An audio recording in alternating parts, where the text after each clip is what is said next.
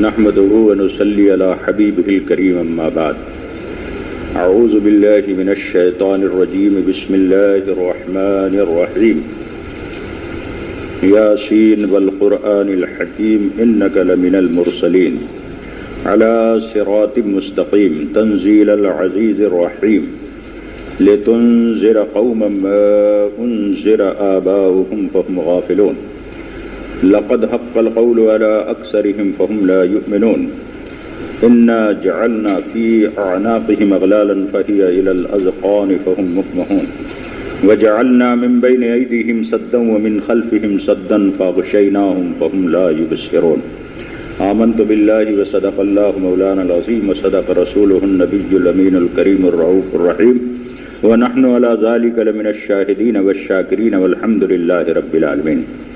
آئیے جھوم کر بارگاہ رسالت مآب صلی اللہ علیہ وسلم میں ہدیہ درود پاک پیش کریں۔ پڑھیے سب لوگ محبت کے ساتھ۔ اللہم صلی علی سیدنا و مولانا محمد طب القلوب و دوائها وعافیت الابدان و شفائها و نور الابصار و ضیائها وعلی آلہ و اصحابہ وبارک وسلم دائما ابدا۔ محبت کے ساتھ ایک مرتبہ اور درود شریف پڑھیے آپ لوگ۔ اللهم صل على سيدنا مولانا محمد صلاة تنجينا بها من جميع الأحوال والآفات وتقضي لنا بها جميع الحاجات وتطهرنا من جميع السيئات وترفعنا بها عندك أعلى الدرجات وتبلغنا بها أقصى الغايات من جميع الخيرات في الحياة وبعد الممات إنك على كل شيء قدير۔ آپ اپنا رشتہ جوڑیے ذہنی طور پر، آپ کہاں سے چلے تھے، کہاں پہنچے، اور اس کے بعد پھر آگے اور کیا ہونا ہے۔ تو مجھے معلوم ہے کہ آپ کو پتہ چل گیا ہوگا کہ آپ اپن لوگ کہاں رکے تھے، اب اس کے بعد وہیں سے آگے بڑھنا ہے۔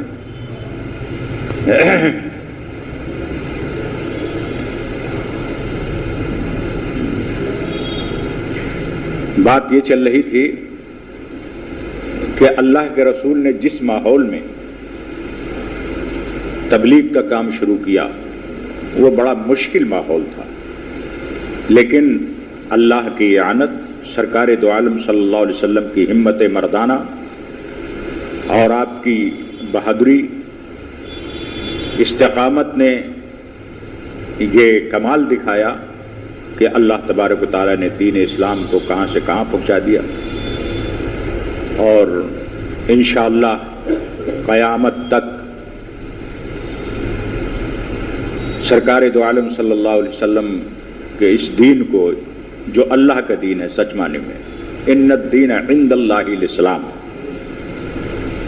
بے شک دینوں میں، سب دینوں میں سے یہ دین اسلام جو ہے یہ اللہ کا دین۔ تو اللہ تبارک و تعالیٰ نے اپنے اس دین کو پھیلایا اور رسول اللہ صلی اللہ تعالی وسلم کے ذریعے سے یہ کام ہوا۔ اب آپ کو یاد آ گیا ہوگا جو میں نے بتایا تھا، اب وہیں سے پھر شروع کرتے ہیں۔ اپن لوگ چلے گئے، جو لوگ آئے تھے انہوں نے لالچ بھی دیا اور دھمکی بھی دی اور چلے گئے۔ کسی کی ہمت نہیں ہوئی کہ سرکار کے سامنے کچھ بول سکتے۔ سرکار نے جواب بھی دے دیا، اپنے چچا کو بھی جواب دے دیا اور ان کو بھی جواب دے دیا، لیکن کسی کے اندر یہ ہمت نہیں ہوئی کہ سرکار کے سامنے کچھ جواب دیتے، جبکہ وہ ایسے معمولی لوگ نہیں تھے۔ جو لوگ آئے تھے وہ معمولی آدمی نہیں تھے، وہ عرب کے سورماؤں میں سے شمار ہوتے تھے، بہت پیسے کے حساب سے بہت پیسے والے لوگ تھے، اور بہادری کے حساب سے بہت بہادر لوگ تھے۔ وہ لوگ وہ باقاعدہ مکے کی قیادت کرتے تھے، مکے شہر کی قیادت کر ایسے لوگ تھے وہ، ان کے سامنے لوگوں کے اندر جرت نہیں ہوتی تھی کہ بات کر سکیں، ایسے لوگ آئے ہوئے تھے۔ لیکن اللہ کے رسول کا روب، خود سرکار نے ارشاد فرمایا ہے کہ اللہ تعالیٰ نے مجھے کچھ چیزیں ایسی عطا فرمائی ہیں کہ جو کسی کو نہیں ملی۔ ان میں سے ایک یہ ہے کہ میرا روب اور دبدبا، سرکار فرماتا ہے میرا دبدبا اور میرا روب 3 مہینے کے راستہ جہاں سے یہاں سے اور 3 مہینے تک آپ جاؤ گے تو وہاں اگر کوئی رہے گا اور میرا نام سنے گا تو میرے دبدبے سے کانپ جائے گا.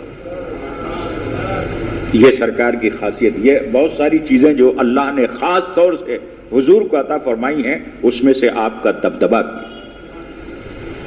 تو کسی کے اندر جرأت نہیں ہوئی کہ سرکار کو کچھ بول سکے، جواب دے سکے، اور چلے گئے خاموشی کے ساتھ. اب تبلیغ کا کام شروع ہوا. تبلیغ کا کام جب شروع ہوتا ہے، دیکھو یہ کام بہت مشکل کام ہے. تبلیغ کا کام جو ہے بہت مشکل کام ہے. آپ کتنی کوشش کر رہے ہیں، دعوت درس قرآن والے کتنی کوشش کر رہے ہیں، اور ہم اور آپ یہاں بیٹھے ہوئے ہیں. اسی سلسلے میں کچھ لوگ آ کے چلے جاتے ہیں اور کچھ لوگ آ کے بیٹھے رہتے ہیں. کچھ لوگ دعوت کو قبول بھی کر لیتے ہیں الحمدللہ، اور کچھ لوگ قبول بھی نہیں کرتے. لیکن اس میں سب سے اہم شرط یہ ہے کہ جب سرکار نے اپنی دعوت کا سب سے پہلا مرحلہ شروع کیا، یہاں سے آتے ہیں، سب سے پہلا مرحلہ اور سب سے پہلے جو اسلام قبول کرتے ہیں، آئیے ان کی فہرست دیکھتے ہیں. ان کی فہرست دیکھتے ہیں. کسی کے اوپر ایمان لانا یہ کوئی معمولی بات نہیں ہے نا. یہ بہت مشکل کام ہے، اپنے کو منوانا پڑتا ہے آدمی کو. سرکار جس ماحول میں پیدا ہوئے اور اس کے بعد 40 سال تک جس ماحول میں رہے آپ، ایک لمبی داستان ہے جس کو میں نہیں بتانا چاہتا یہاں. بہت لمبی داستان ہے. جہاں کون سی ایسی برائی تھی جو اس معاشرے میں نہیں تھی، لیکن ہر برائی کو کچلتے ہوئے، ہر معصیت سے گزرتے ہوئے ایسی صاف ستھرے طریقے سے سرکار دو عالم اس ماحول سے باہر آتے ہیں اور اپنی زندگی کو ایسا پاکیزہ بناتے ہیں. نہ آپ کی زندگی میں کسی قسم کا کوئی عیب، نہ کسی قسم کا کوئی شک و شبہ. آپ سچے، آپ امانت دار، دنیا کی ہر برائی سے، عیب سے پاک صاف. اور یہ اعتراف ہم کو اور آپ کو نہیں، ہم تو ان کے ماننے والے ہیں. یہ ان دشمنوں کو بھی تھا جو حضور سے اختلاف رکھتے تھے. وہ بھی یہ کہتے تھے کہ ان سے زیادہ سچا کوئی نہیں. اچھا، اب ایک زندگی تو آدمی کی باہر کی زندگی رہتی ہے اور ایک زندگی اندر کی زندگی رہتی ہے آدمی کی، گھریلو زندگی جسے کہتے ہیں. تو باہر والی زندگی میں بہت ممکن ہے کہ آدمی صاف ستھرا بنا رہے، بہت ممکن ہے کہ اپنے آپ کو اچھا بنا کے رکھے سماج میں اور اپنے اندر کوئی ایسا دھبا آنے نہ دے. حالانکہ یہ بھی ممکن نہیں ہوتا، لیکن بہت ممکن ہے کہ ایسا ہو جائے. لیکن اندر آدمی کھل کے سارا کام کرتا ہے. اندر کی زندگی، گھریلو زندگی جو رہتی ہے نا، تو اس میں انسان کو تکلف نہیں رہتا. اب آپ غور فرمائیں، آج میں نے جمعے میں بھی بیان کیا تھا کہ سب سے پہلی جب وحی نازل ہوئی سرکار دو عالم صلی اللہ علیہ وسلم پر، تو آپ غار حرا سے آئے. آپ غار حرا سے آئے تو آپ کا چہرہ جو ہے ملول تھا، یعنی اترا ہوا تھا، اور چونکہ ایک نیا ماحول آیا تھا تو اس سے آپ کا دل جو ہے لرز رہا تھا. اور اسی حالت میں آپ اپنے گھر آئے. اور جب گھر آئے تو کون تھا گھر میں؟ حضرت خدیجۃ الکبریٰ رضی اللہ تعالیٰ عنہ، جو آپ کی شریکہ حیات ہے. سب سے پہلی بیوی آپ کی حضرت خدیجۃ الکبریٰ، جو ہم سب کی ماں ہیں، تمام مسلمانوں کی ماں ہیں. اور ایسی ماں ہے، شرعی ماں ہے، کہ کسی مسلمان کا ان سے سرکار کے بعد بھی نکاح نہیں ہو سکتا، کیونکہ حضور زندہ ہے. اور کوئی زندہ ہو تو اس کی عورت سے کوئی نکاح کر سکتا ہے کیا؟ اور ہماری ماں بھی ہے الحمدللہ قابل صد احترام، لاکھوں احترام کے قابل، تو وہ تھی گھر میں۔ جیسے ہوا تو سرکار نے فرمایا کہ مجھے چادر اڑاؤ، اور حضرت خدیجہ الکبریٰ نے سرکار کی اس حالت کو دیکھا جب، تو کافی ان کو ایسا لگا کیا ہو گیا۔ 3-3 4-4 دن تک آپ غار حرا میں رہتے تھے، اس سنسان پہاڑ میں، اس غار کے اندر بیٹھے رہتے تھے آپ، اور عبادت الہی میں مصروف رہتے تھے۔ آج آئے آپ تو آپ کی حالت غیر ہو گئی تھی، تو آپ نے فرمایا مجھے چادر اڑاؤ۔ آپ لیٹ گئے، چادر اڑاؤ، تو انہوں نے چادر اڑا دیا۔ چادر اڑانے کے بعد میں تھوڑی دیر کے بعد آپ کو سکون ہوا، اور جب سکون ہوا تو انہوں نے پوچھا، یعنی ان کی شریکہ حضرت خدیجہ الکبریٰ نے پوچھا کہ سرکار کیا ہوا؟ اس سے پہلے آپ جب غار سے آتے تھے تو کہیں ایسی کوئی بات نہیں ہوتی تھی، آج کیا ہوا؟ تو پوری داستان سرکار نے بتائی، اپنی بیوی سے بتائی۔ تو انہوں نے کیا کہا معلوم؟ حضرت خدیجہ الکبریٰ نے ارشاد فرمایا کہ آپ گھبرائیں مت، آپ خوف اور دہشت میں مت آئیں، اللہ تبارک و تعالی آپ کو کبھی بھی ضائع نہیں فرمائے گا۔ کیوں؟ اس لیے کہ آپ ایسے پاکیزہ صفات کے حامل ہیں جو اللہ کو محبوب ترین ہیں۔ یہ کون کہہ رہا ہے؟ ان کی شریکہ حیات کہہ رہی ہیں، جن کے ساتھ میں وہ رات دن زندگی گزار رہے ہیں۔ ایک بیوی مجبوری کے عالم میں اپنے شوہر کے خرافات میں شریک ہو سکتی ہے، لیکن عام حالات میں وہ شریک نہیں رہ سکتی۔ لیکن خدیجہ الکبریٰ نے سرکار کو دلاسا دیا۔ ان کا جو بھائی تھا ورقہ بن نوفل، وہ تورات اور انجیل کا عالم تھا، اس نے کہا آپ اٹھیے، میں آپ کو اپنے چچا زاد بھائی کے پاس لے کے جاتی ہوں۔ وہاں لے کے گئی آپ، ہے نا؟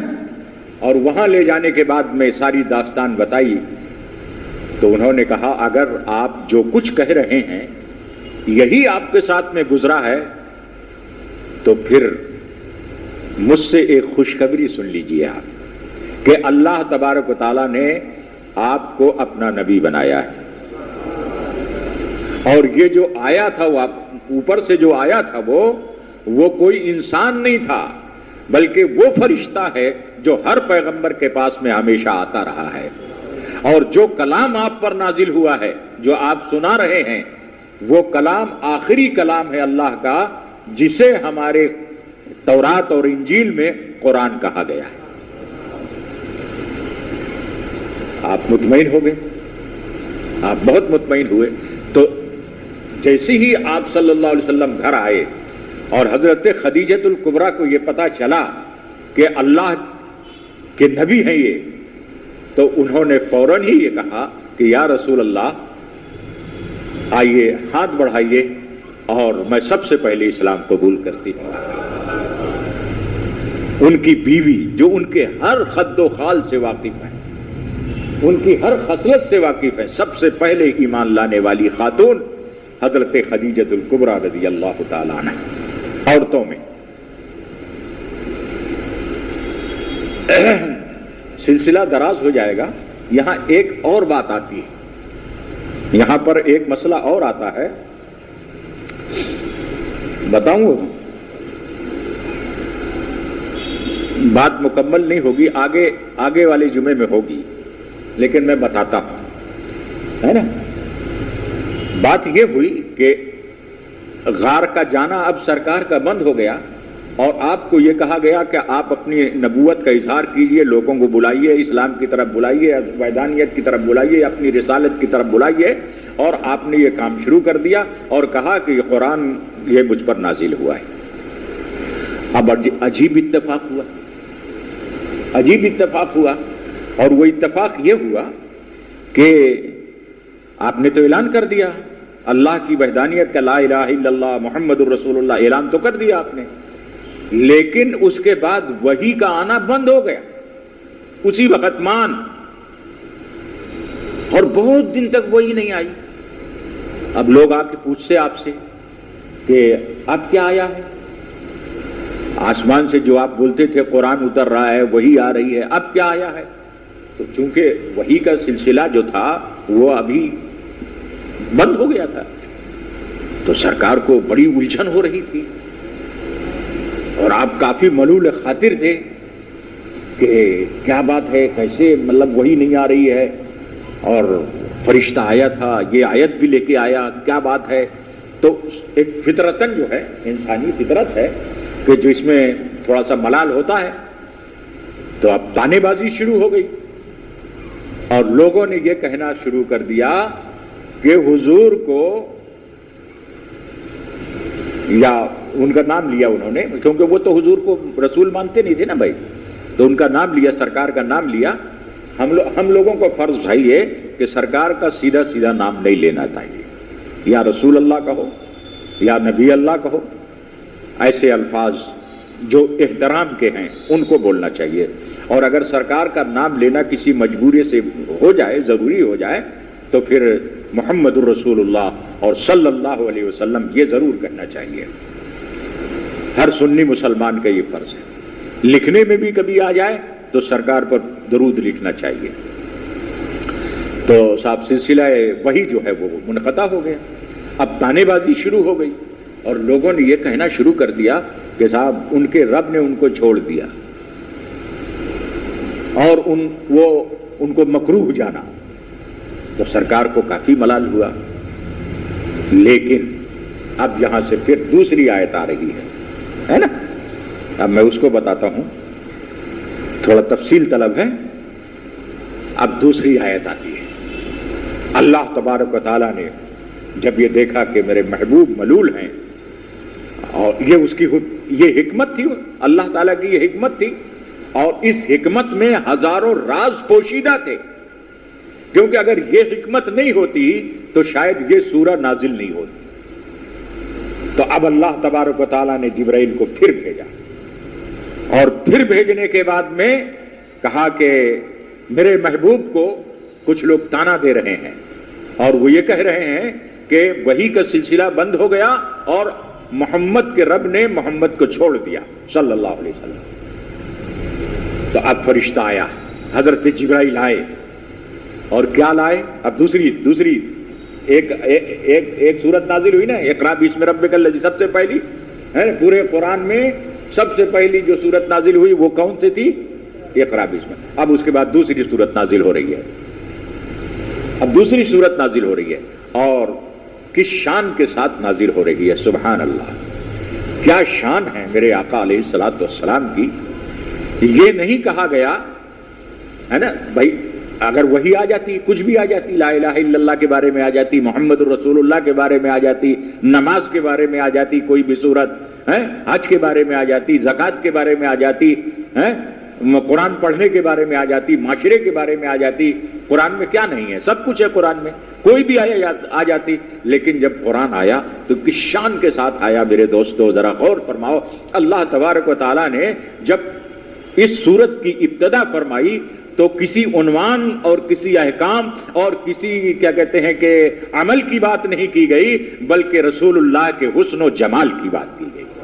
اب میں قرآن پڑھتا ہوں، میرے نبی کے رخسار کی بات کی گئی، میرے نبی پہلے حضور کی تعریف کی گئی، پہلے رخسار پاک کی تعریف کی گئی، پھر زلفوں کی بات کی گئی، اب لگاتار مطلب حضور کی شان دیکھیے کیسے اللہ تعالیٰ بیان کرتا ہے۔ اور دوسری سورت جو نازل ہوئی کیا ہوا؟ وَالضُّحَىٰ وَاللَّيْلِ إِذَا سَجَىٰ، اس کا ترجمہ یہ ہے وَالضُّحَىٰ۔ وَالضُّحَىٰ کا مطلب یہ ہے کہ چاشت کی قسم، چاشت ایک وقت ہوتا ہے، چاشت کا وقت جس میں چاشت کی نماز پڑھی جاتی ہے نا، نماز فجر کے بعد 20 منٹ کے بعد میں، سورج نکلنے کے بعد 20 منٹ کے بعد میں کیا ہوتا ہے معلوم؟ نماز فجر کے ختم ہونے کے بعد 20 منٹ کے بعد چاشت کا وقت ہوتا ہے۔ تو والضحیٰ، چاشت کی قسم، واللیل اذا سجا، اور اس رات کی قسم جو اچھی طرح سے پوری اندھیری ہو جائے، بہت زیادہ اندھیری رات، یعنی اتنی اندھیری کہ اس سے زیادہ اندھیری ہو ہی نہیں سکتا ہے نا۔ تو اب ہمارے علماء کی بات سنیں آپ. ہمارے عالم کیا کہتے ہیں؟ علماء تفسیر ارشاد فرماتے ہیں کہ تھوڑا سا تفصیل میں جاتے ہیں وہ لوگ اور کہتے ہیں کہ چاشت کا وقت جو ہے، جو چاشت کا وقت جب شروع ہو جاتا ہے تو یہ دن کی ابتدا ہے اور دن اس میں مطلب بڑھتا ہے. نہیں بتا پا رہا ہوں شاید. بڑھتا ہے کا مطلب، بڑھتا ہے کا مطلب یہ ہے کہ اس کی جو سورج کی جو روشنی ہے یا جو سورج کے اندر خصوصیات ہیں، تپش ہیں، وہ بڑھنا شروع ہوتی ہیں، ہے نا. جوانی آتی ہے، اس کی جوانی ہے، اب یہ بڑھنے کے وقت ہے یہ. یعنی جتنا زیادہ چاشت کے بعد جتنا زیادہ بڑھتا چلا جائے گا، ہے نا، 12 بجے تک، تو یہ اس کی جوانی کا وقت ہوتا ہے نا. زیادہ روشنی دیتا ہے اور زیادہ اس کے اندر کیا کہتے ہیں گرمی پیدا ہوتی چلی جا رہی ہے. تو علماء تفسیر کہتے ہیں کہ چاشت کی جو قسم کہائی گئی ہے، اس کا مطلب یہ ہے کہ یا رسول اللہ، جس طریقے سے یہ وقت سورج نکلنے کے بعد اس کی گرمی اور اس کا حسن و جمال اور اس کی روشنی بڑھتی چلی جاتی ہے، ویسے ہی آپ کے چہرے کا کمال ہے کہ آپ جتنا زیادہ آپ کی عمر بڑھتی جائے گی اتنا ہی آپ کا حسن و جمال بڑھتا چلا جائے گا. تو آپ کے چہرے کی قسم ایسا کہ آپ کا حسن بڑھتا ہی چلا جائے گا یا رسول اللہ، یہ گھٹنے والا نہیں ہے. تو اور اس کے بعد واللیل اذا سجا، اور اس رات کی قسم جو بہت اچھی طریقے سے چھا جائے. اس کا مطلب یہ ہے، علماء ہمارے مفسرین ارشاد فرماتے ہیں کہ آپ کی زلف عنبری کی قسم. کہتے ہیں ہمارے علماء کہ یا رسول اللہ، آپ اپنی ان کالی کالی زلفوں کو ان گورے گورے گالوں میں ڈال کر دیکھیے تو صحیح، ایسا حسین و جمیل کیا چھوڑا جا سکتا ہے؟ اتنا حسین محبوب کیا چھوڑنے کے لائق ہو سکتا ہے؟ کون کہتا ہے کہ ہم تم میں جدائی ہوگی، یہ ہوائی کسی دشمن نے اڑائی ہوگی؟ ایسا نہیں ہو سکتا یا رسول اللہ. والضحی واللیل اذا سجا ما ودعاک ربک. اب جواب اب آ رہا ہے. پہلے تعریف کی گئی، حضور کو خوش کیا گیا، پہلے آپ خوش ہو جائیے یا رسول اللہ، اے میرے محبوب آپ خوش ہو جائیے پہلے. یہ طریقہ ہے نیکوں کا، شریفوں کا، کہ کوئی مہمان آئے یا کوئی ملول خاطر آئے یا کوئی رنجیدہ آئے آپ کے سامنے تو پہلے ایسا کریں کہ اس سے مطلب رنج و غم کو دور کر دیں، اس کو اچھی باتیں کریں یا اس کو کچھ اچھا کھلا دیں یا اس کو اچھی باتیں کر دیں تو وہ پہلے خوش ہو جائے، اس کا ملال دور ہو جائے. اب اس کے بعد میں اس کی فریاد سنیں.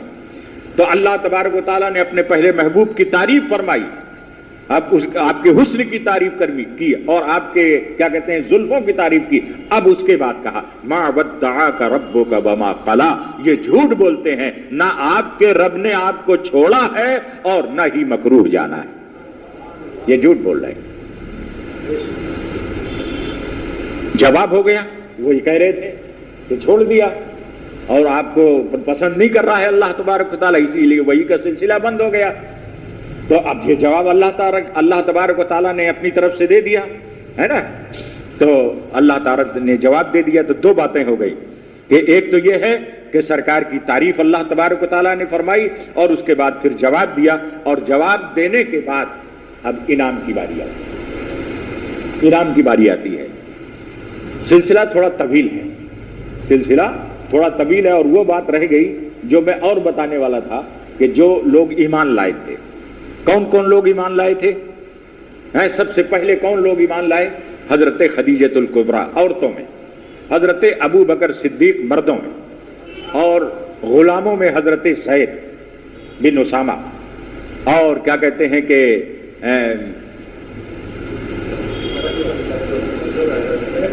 کس میں؟ بچوں میں حضرت علی. بچوں میں حضرت علی سب سے پہلے، بہت چھوٹے سے 10 سال کے تھے تب آپ سرکار پر ایمان لائے. تو دیکھو یہ جتنے لوگ ایمان لائے تھے وہ حضور کے بہت قریب تھے. حضرت خدیجۃ الکبریٰ، حضرت زید، ہے نا. ان کا واقعہ جلدی بتا دیتا ہوں، اس کے بعد بات کو ختم کرتا ہوں. پھر یہ جو سلسلہ ہے وہ اس کو جو وہ دعا کی صورت میں نے پڑھی ہے اس کو یاد رکھنا، بھولنا مت. تو حضرت زید جو تھے یہ بہت اچھے گھرانے کے تھے لیکن کہیں گم ہو گئے کچھ لوگوں نے قافلے والے نے ان کو پکڑ لیا، جلدی جلدی بتاتا ہوں، اور اس کے بعد مکے میں لا کے بیچ دیا۔ وہ انہوں نے کیا حضور کو سپرد کر دیا۔ اللہ کے رسول نے ان کو اتنا پیار دیا، اتنا پیار دیا، اور اس طریقے سے ان کو رکھا کہ ان کو منہ بولا بیٹا بنا لیا، اور حضور سے وہ اتنا مانوس ہوئے، اور جیسی ہی سرکار دو عالم نے اپنی نبوت کا اعلان کیا تو سب سے پہلے وہ ایمان لے آئے۔ بہت دن ڈھونڈا، اس کے باپ نے ڈھونڈا اور ان کے پورے گھر والوں نے ڈھونڈا، ڈھونڈ ڈھونڈ کے تھک گئے، نہیں ملے۔ جب پتا چلا کہ مدینے میں ہیں، یعنی اب ہجرت کر کے سرکار مدینے آ گئے تھے، تو جب ان کو یہ پتا چلا کہ مدینے میں ہیں تو وہ لوگ آئے، چچا آیا ان کا، ان کے والد صاحب آئے، اور آنے کے بعد میں حضرت جیش سے ملاقات کی، حضور سے ملاقات کی، سرکار دو عالم سے کہا سرکار ہم نے یہ سنا ہے کہ ہمارا بیٹا گم شدہ آپ کے پاس رہتا ہے، لہٰذا آپ اسے رہا کر دیں، اور جو پیسہ آپ مانگیں گے ہم دیں گے آپ کو۔ تو آپ نے فرمایا بات پیسے کی نہیں ہے، میں ان کو بلا دیتا ہوں آپ کے پاس میں، اور وہ اگر آپ کے ساتھ جانا چاہتے ہیں تو مجھے کوئی اعتراض نہیں ہوگا۔ حضرت زید کو آواز دی گئی، وہ آئے، اور آنے کے بعد اپنے والد کو بھی دیکھا، اپنے چچا کو بھی دیکھا۔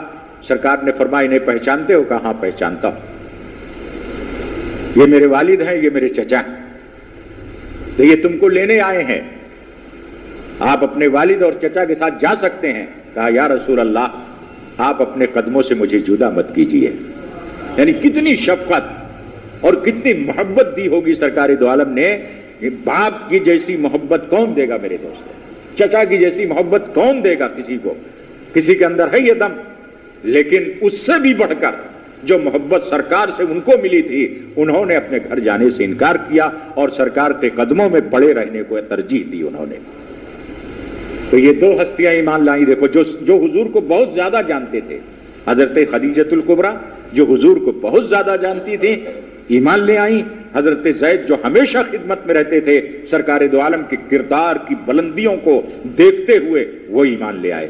اب یہیں سے اب سلسلہ جو بھی ہوگا انشاءاللہ، ہے نا، ٹائم ہو گیا ہے، 25 منٹ ہو گئے ہیں، تو انشاءاللہ اگلے جمعے کو آپ اس کو یاد رکھنا کہ کیا ہوا تھا اور کیسے ہوا تھا۔ تو اگلا جو پروگرام ہوگا انشاءاللہ العزیز آپ کو ہم بتائیں گے۔ وما علینا الا البلاغ۔ آئیے صلاۃ و سلام پڑھ لیں۔